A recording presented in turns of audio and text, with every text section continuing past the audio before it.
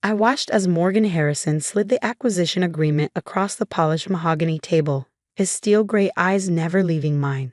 The document was 30 pages of legal language that essentially erased 7 years of my life's work with a single signature.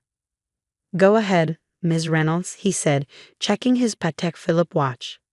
"We have a board meeting at 4, and I'd like to wrap this up before then. My name is Vivian Reynolds, and at 34, I was about to sign away Lumen Tech, the healthcare software company I built from nothing in my garage apartment. The company that had just developed a revolutionary patient management system poised to transform hospital efficiency across the country. The same company that Morgan Harrison and Titan Medical Solutions were acquiring for pennies on the dollar. $15 million is generous for an unproven system with no significant market penetration," Morgan added, misreading my hesitation. "Especially considering your situation." My situation was the reason I was sitting in this sterile conference room on the 42nd floor of Titan's headquarters. 3 months ago, my company's primary investor had suddenly pulled out, citing financial restructuring. Without that capital, Lumina would collapse before our software could launch. What Morgan didn't know was that I understood exactly why that investor had abandoned us. Just as I understood why 3 potential new investors had all mysteriously backed out after initial enthusiasm. Information has always been my specialty, after all. 15 million, I repeated quietly, running my finger along the edge of the document. For a system that your own tech team valued at close to 200 million. A flicker of surprise crossed Morgan's face before his practiced smile returned. "We're taking on considerable risk, Ms. Reynolds. Your company is hanging by a thread." "A thread you've been methodically cutting for the past 6 months," I said, meeting his gaze. The temperature in the room seemed to drop. Morgan's smile vanished. "I'm not sure what you're implying," he said carefully, nodding to his legal team seated along the wall. "But these kinds of baseless accusations could complicate our generous offer." I slid the contract back to my side of the table and reached for my pen. Morgan's posture relaxed slightly. "My apologies," I said. "Pre-signing jitters, I suppose." What Morgan Harrison didn't know about me could fill volumes. He didn't know that before starting Lumina, I'd spent 5 years in corporate intelligence. He didn't know that my roommate from MIT was now a senior cybersecurity analyst for the FBI. And he certainly didn't know about the encrypted drive in my apartment containing every communication between Titan Medical and the investment firms they'd pressured to abandon Lumina. I signed a contract with a steady hand, ignoring the smug satisfaction emanating from Morgan as he watched my company become his property. "Welcome to Titan Medical Solutions," he said, gathering the signed documents. "Our HR team will contact your staff about the transition." "And my role?" I asked, though I already knew the answer. "We'll bring you on as a consultant during the integration period. 6 months should be sufficient." Translation: they would extract everything I knew, then discard me. "Of course," I replied with a practiced smile. "I'm looking forward to it." As I left Titan's gleaming skyscraper and stepped into the humid August air, I felt strangely calm. Phase 1 was complete. Morgan Harrison thought he'd won, that he'd successfully orchestrated the hostile takeover of a vulnerable competitor for a fraction of its worth. But the game was just beginning. Morgan Harrison had grown Titan Medical from a modest medical equipment supplier into a healthcare technology giant through a specific pattern. Identify promising startups, systematically isolate them from capital, acquire them at bargain prices, then repackage their innovations as Titan originals. The strategy had made him a billionaire by 45 and earned him the nickname the Vulture of Med Valley. I'd known exactly who I was dealing with when I first met Morgan 3 years ago at a healthcare innovation conference in Boston. He'd approached me after my presentation on Lumina's patient management system, all smiles and flattery. "Impressive work," he'd said, offering his hand. "Morgan Harrison, Titan Medical." "I know who you are," I'd replied, accepting his handshake. "Your reputation precedes you." He'd laughed, taking it as a compliment. "I'd love to discuss potential synergies between our companies sometime." That evening, I'd initiated a comprehensive background investigation into Morgan Harrison and Titan Medical's acquisition history. The pattern was clear: partnership offers followed by systematic dismantling. I decided then that Lumina would never partner with Titan. What I hadn't anticipated was how ruthless Morgan would become once he set his sights on my technology.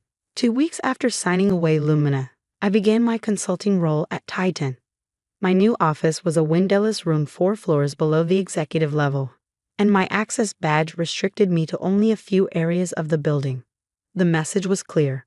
I was an outsider, tolerated only for my knowledge. Morgan largely ignored me, delegating my integration to a mid-level project manager named David Chen.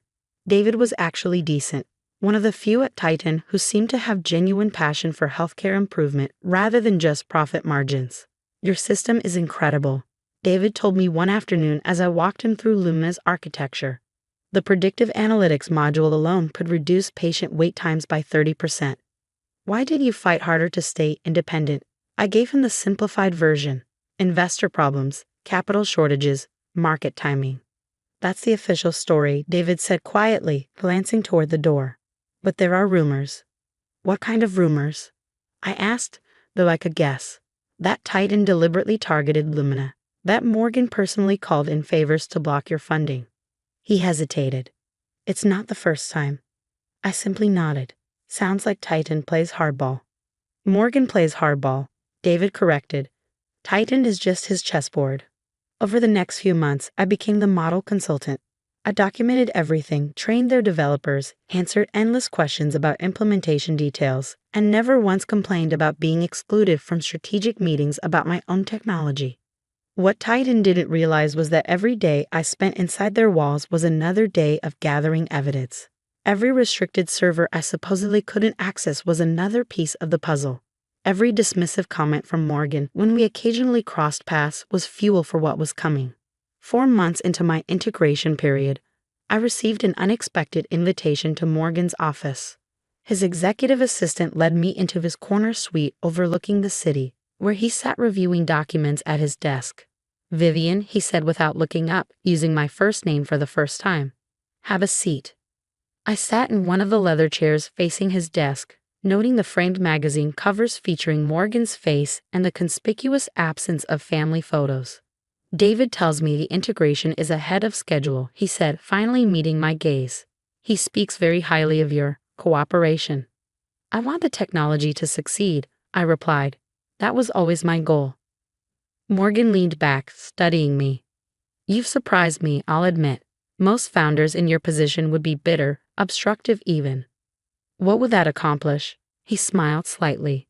"Nothing. Which is why they fail and I succeed." He stood and walked to the floor-to-ceiling window.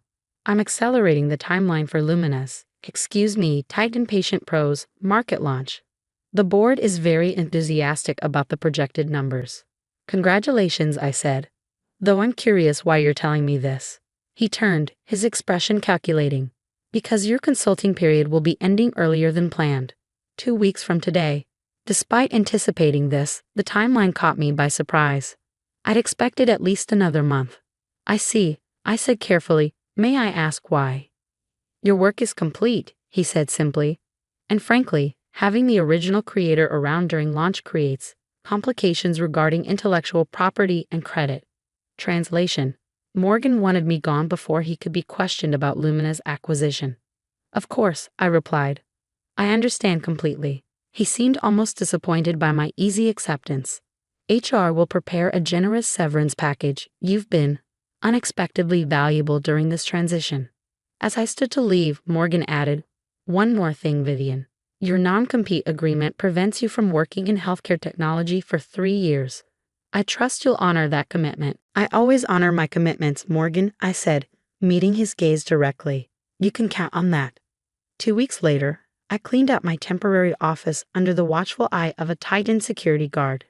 David helped me carry my few personal items to the elevator. "This isn't right," he muttered as we waited. "Your name isn't even mentioned in any of the launch materials. They're calling Morgan the visionary behind the system." "It's not surprising," I said. "That's how empires are built, on other people's innovations."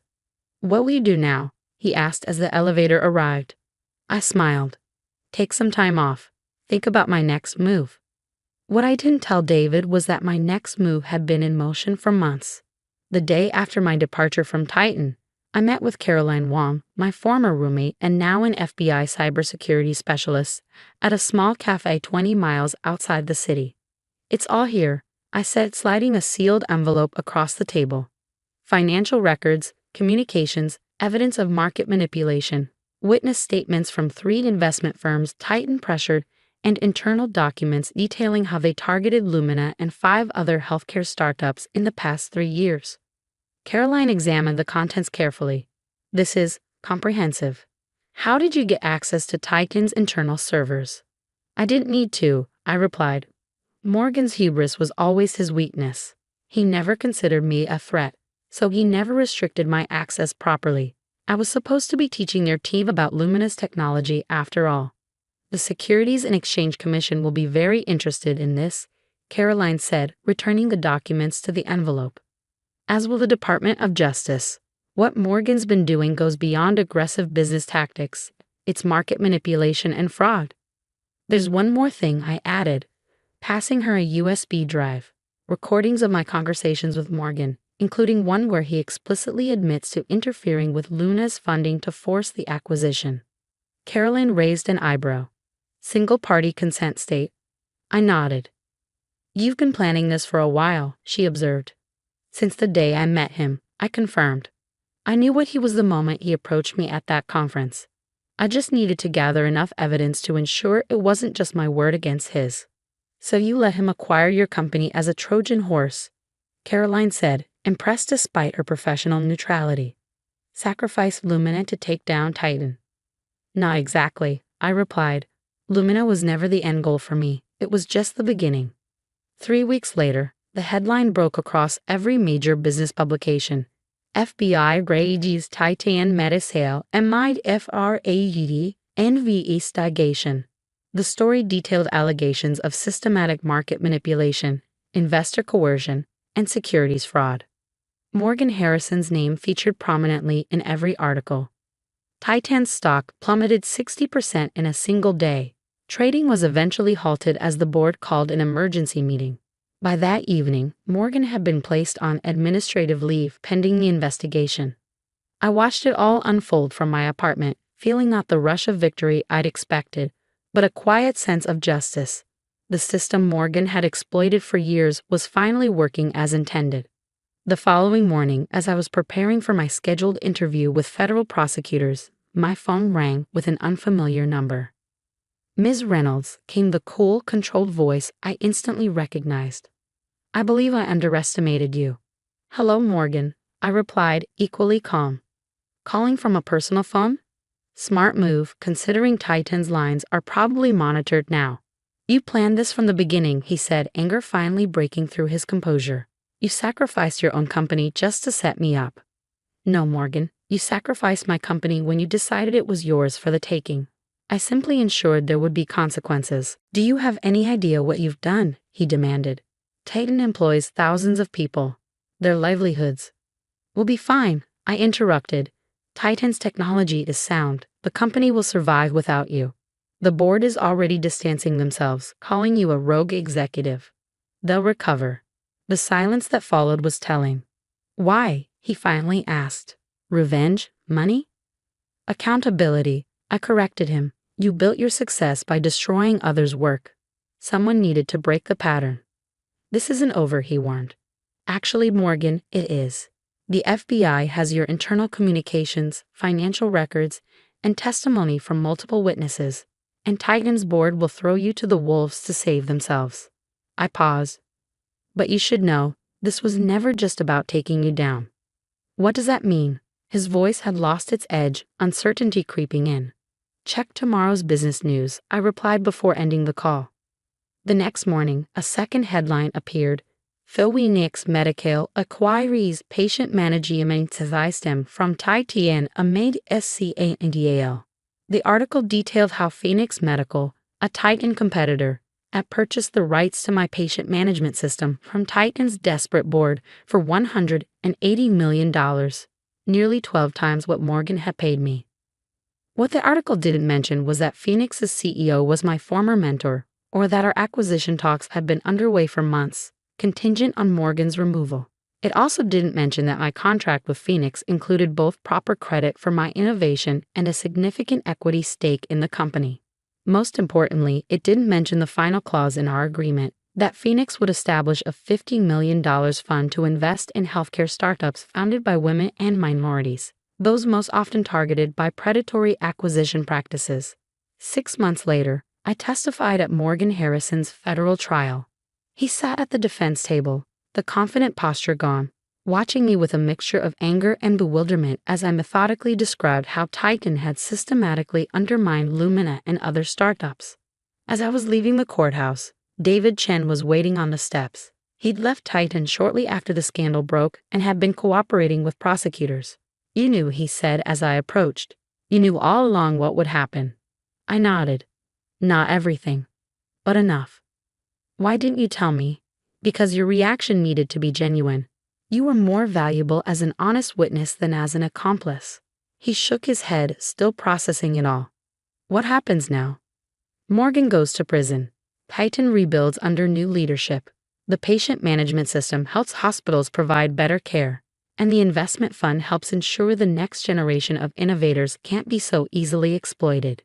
"And you?" he asked. I smiled. "I'm starting over, without a target on my back this time."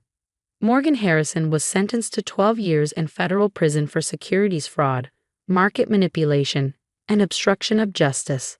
Titan Medical survived under new leadership, though its reputation and market position never fully recovered. The patient management system, now correctly credited as my innovation, was implemented in over 200 hospitals nationwide within 2 years, reducing wait times and improving care coordination exactly as I'd envisioned. As for me, I did honor my non-compete agreement technically.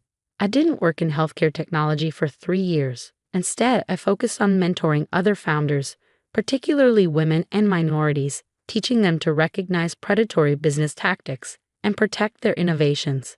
When people ask me if I regret letting Lumina be acquired, if I wouldn't have preferred to keep my company and avoid the years of deception, I tell them the truth. Sometimes justice requires sacrifice. Sometimes you have to lose the battle to win the war. Morgan Harrison saw me as an easy target, a female founder he could bully and dismiss. He never considered that I might be playing a longer game, that his own tactics could be used against him. That was the real lesson. In underestimating me, he ensured his own downfall. 3 years to the day after signing that acquisition agreement, I launched my new company, not in healthcare, but in corporate accountability technology. Our first product, AI-driven software that identifies patterns of market manipulation and predatory acquisition strategies. We named it Lumina Justice. Sometimes the most effective revenge isn't just exposing the truth. It's changing the system to prevent others from suffering the same fate. Morgan Harrison thought he was acquiring a company, but what he really did was create his own nemesis. He never saw me coming, and neither will those who follow in his footsteps.